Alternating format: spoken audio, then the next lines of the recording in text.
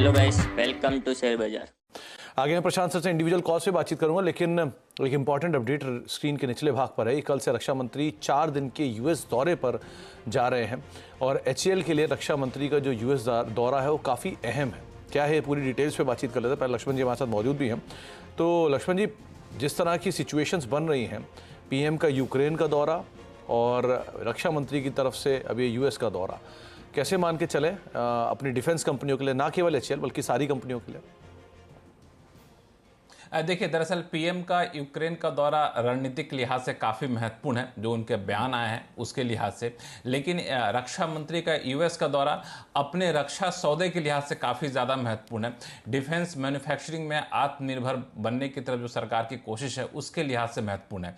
दरअसल ये जो रक्षा मंत्री का दौरा कल से शुरू होगा वो 4 दिनों के लिए है, और इसलिए मैं महत्वपूर्ण कह रहा हूँ कि इस पूरे दौरे पे 2 उनके महत्वपूर्ण कार्यक्रम हैं। पहला कार्यक्रम है यूएस के जो डिफेंस सेक्रेटरी हैं उनसे लंबी बातचीत होनी है। वो बातचीत दोनों देशों के बीच में डिफेंस मैन्युफैक्चरिंग में कैसे सहयोग को बढ़ावा दिया जाए, डिफेंस मैन्युफैक्चरिंग में टेक्नोलॉजी को कैसे कोलैबोरेशन किया जाए, उसको कैसे बढ़ावा दिया जाए, इस पे चर्चा होगी। और इसकी रूपरेखा पहले ही बन चुकी है, अब एक्शनेबल पॉइंट पे बातचीत होगी। रूपरेखा याद होगा, जब पिछली बार प्रधानमंत्री गए थे यूएस के दौरे पे तो वहीं पे इसकी रूपरेखा तैयार हो चुकी है। तो अब उसको ग्राउंड पे लाने के लिए ये दौरा काफी महत्वपूर्ण है। दूसरी जो उनके कार्यक्रम है वो है, आपको जो डिफेंस मैन्युफैक्चरिंग के बड़ी बड़ी कंपनियां हैं यूएस के, उनके साथ रक्षा मंत्री का एक राउंड टेबल होना है। वो भी काफी महत्वपूर्ण है। उनसे वो रक्षा मंत्री अपील कर सकते हैं कि भारत में आइए, मैन्युफैक्चरिंग करिए, वहां पे बहुत ज्यादा संभावना है।